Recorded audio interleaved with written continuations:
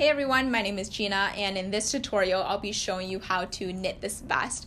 This vest is super versatile because you can wear it through a couple of different seasons in the year. In the winter and fall time, you can layer this over a longer sleeve for some added warmth, and then you can transition this into the springtime by layering it over shorter sleeves or even tank tops instead. Now I've made my vest with a furry yarn, so it has a fur texture to it, and if you don't like this fur texture, you can just swap the yarn in this tutorial for any one of your choice, and all the steps will still be the same and you can still follow along. Now this tutorial does assume that you know a couple of basic knitting techniques. It assumes you know how to cast on, cast off, and do the stockinette stitch. And if you have no idea what I just said there, I will link more detailed tutorials to those techniques in the description box below so you can learn those techniques and then watch this video to figure out how to apply those techniques to this vest. And I think that's it, and we're ready to get started in the tutorial. For this tutorial, you'll need a couple of balls of furry yarn. I'm using the Bernat baby yarn. And for myself, I use 2 balls of this yarn, but I will buy 3 just in case.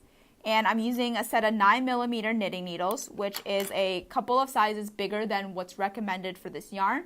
But I wanted my vest to be very soft and very light, so I went a couple of sizes up on the needle size. And you'll need a pair of scissors, a tapestry needle, and a set of pen and paper, just so that you can keep your stitch count. Before you can start your vest, you're going to need to figure out how many stitches to cast on and how many rows you'll need to knit. So to do that, we're going to do a swatch of 10 by 10 stockinette stitch. What that means is you're going to cast on 10 stitches and then you're going to knit stockinette stitch for 10 rows. Once your 10 by 10 swatch is done, it'll look something like this. And next we're going to use our sweater that you picked out to figure out how many stitches and rows we're going to need.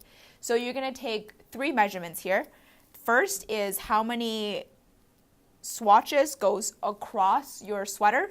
For myself, I figured out that my swatch goes across my sweater about 3.5 times, which translates to roughly 35 stitches. So I marked that down here. And the next measurement you're going to take is from the bottom of your sweater to where the armpit is. And for myself, that was about 4 times my swatch size, and that'll be 40 rows. And the next measurement you're going to take is from the armpit all the way up to the top of your sweater, and for me that was 20 rows. So now you have 3 measurements, and these 3 measurements are going to help you figure out how many stitches to cast on and how many rows to do. Now that we have our 3 measurements, we can put them against our vest pattern. Our vest is going to be made up of 3 pieces, 1 back piece and 2 front pieces. The bottom number of stitches is going to give you the number of stitches you need to cast on for the back. The number of rows to your armpit is going to give you the number of rows you need to knit before you start your arm decrease, and the number of rows to the top is going to give you how many rows of decrease you need to work. For the front piece, the cast on for the bottom is going to be approximately half the number of stitches for the bottom of your back.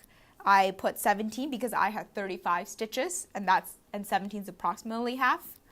And again, your 2 armpit row count is going to give you how many rows you need to do before you start your decrease.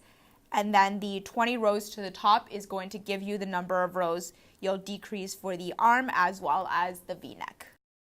Okay, the first thing we're going to start with is the back piece. And for the back piece, you're going to cast on the number of stitches based on your measurement. For myself, that's 35 stitches.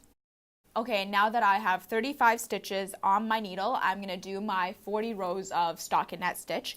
And again, the number of rows of stockinette stitch you do here will depend on the size that you measured for yourself. And what I like to do now is I like to start up a tally of how many rows that I'm going to start doing.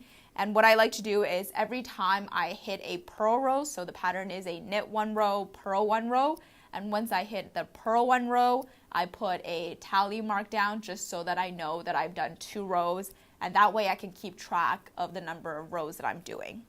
Once you have your stockinette stitches, it'll look something like this. And for myself, I have 40 rows until I reach the armpits. And now what I'm going to do is I'm going to do the decreases. For myself, I have 20 rows from the armpit to the top of my sweater. And what I'm going to do is I'm going to decrease on the arm for half of those 20 rows. So I'm going to decrease for 10 rows. And the decreasing pattern, you're decreasing every three rows. So for the decreases, I actually just like to do a tally for each row.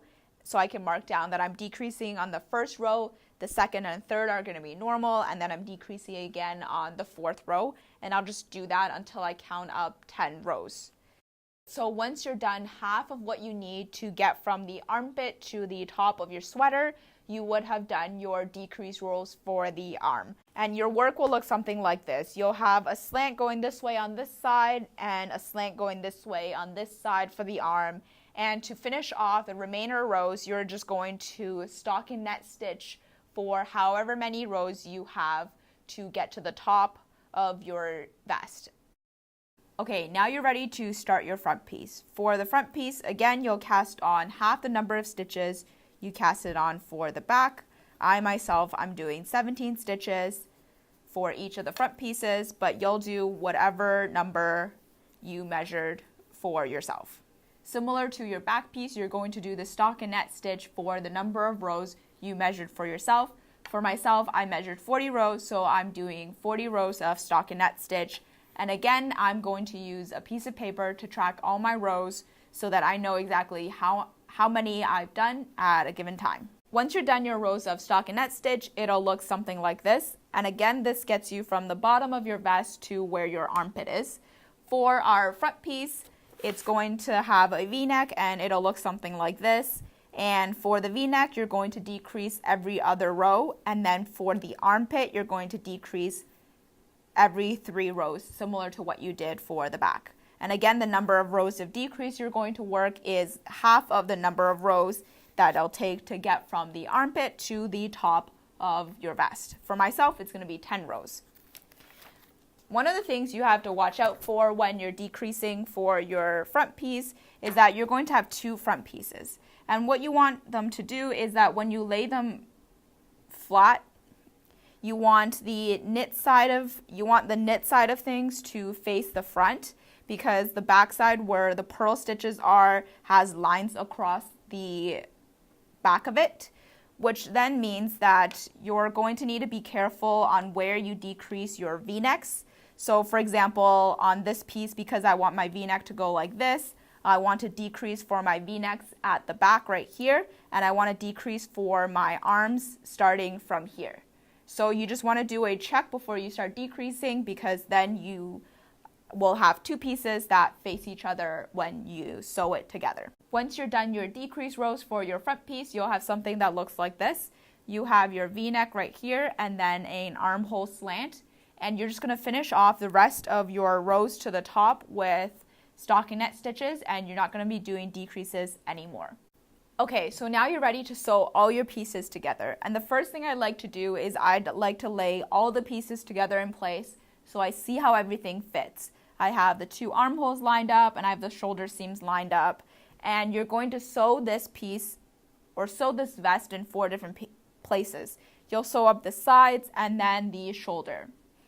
Once you're done sewing together all your pieces, your vest will look something like this. And the last step you're going to do here is to weave in all the ends. The number of ends you have at this point will depend on how you sewed everything together and whether you use some of your cast on and cast off ends. But the thing you're basically doing, similar to what I showed you earlier in the video, is you're just weaving the ends in and tying a knot once in a while to make sure that everything is nice and secure.